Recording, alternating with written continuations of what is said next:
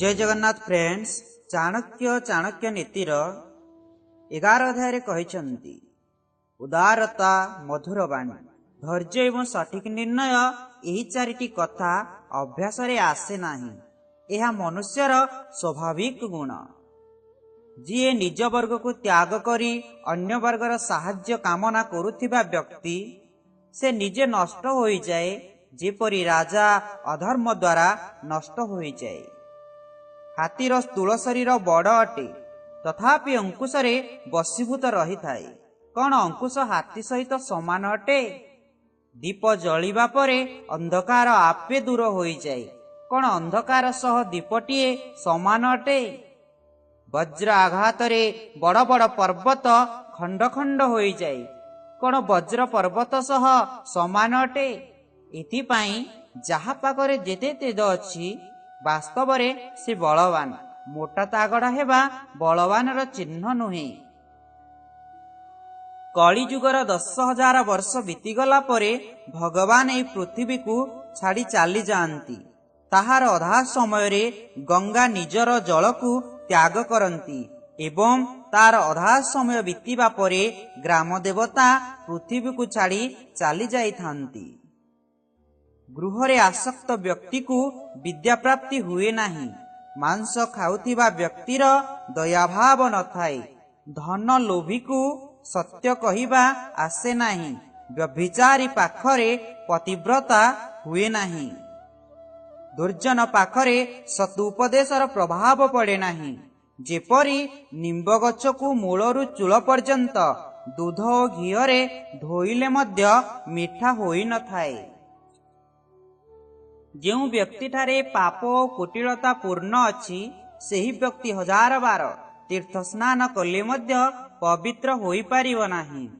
ठीक सेहीपरि जेपरि मदर पात्र को जेते नियारे पोड़िले मध्य ताहा पवित्र हुए नाही। जिए अन्यर गुण को जानी न थाए, से निरंतर ताहार निंदा करुथाए। सेपरि अटे जेपरि कोल जातिर सबरीर स्त्री मोती को छाड़ी गुंजर माला को धारण करिथाए। जेउ मनुष्य गोटिए वर्ष मौन रही भोजन करिथाए, ताहाकु कोटिए जुगर स्वर्ग सुख प्राप्त होइथाए। काम, क्रोध, लोभ, स्वाद, श्रृंगार, खेल, सेवा और अधिक सोइबा एही 8टी गुण को विद्यार्थी को त्याग करिबा दरकार। जेउ ब्राह्मण बिना चाषरे भूमि रे उत्पन्न फलमूल आदिर सेवन करी सर्वदा वनरे बास करुथाए, सेही ब्राह्मण को ऋषि कुहा जाए।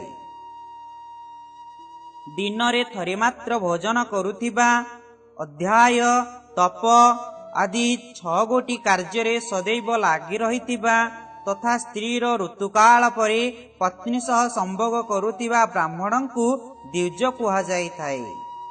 जेउ ब्राह्मण संसार कार्य रे लिप्त रही थाए, पशुपालन करिथाए, वाणिज्य व्यापार बा चाषबास करुथांती, तांकु वैश्य कुहा जाइथाए।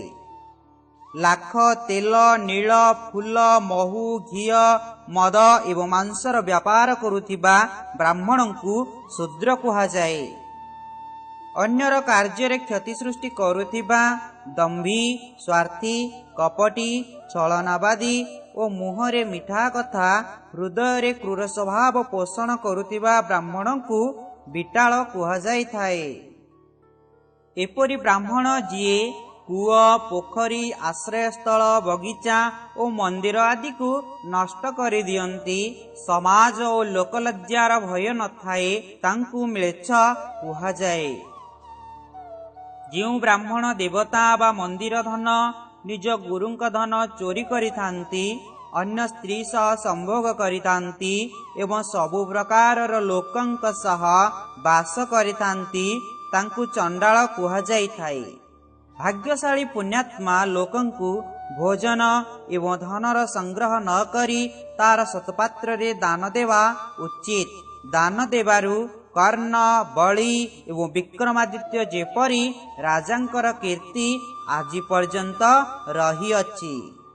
ଅନ୍ୟପକ୍ଷରେ ଦେଖିଲେ ମହୁମାଛି ନିଜର ସଞ୍ଚିତ ମହୁକୁ ନା ସେ ନିଜେ ଖାଏ ନା ସେ କାହାକୁ ଦାନ କରେ, କିନ୍ତୁ ଯଦି କିଏ ସେହି ମହୁକୁ କାଢ଼ି ନିଏ ସେ ଅତ୍ୟନ୍ତ ଦୁଃଖୀ ହୋଇ ନିଜ ପାଦକୁ ଭୂମିରେ ଘଷିଥାଏ। Thank you.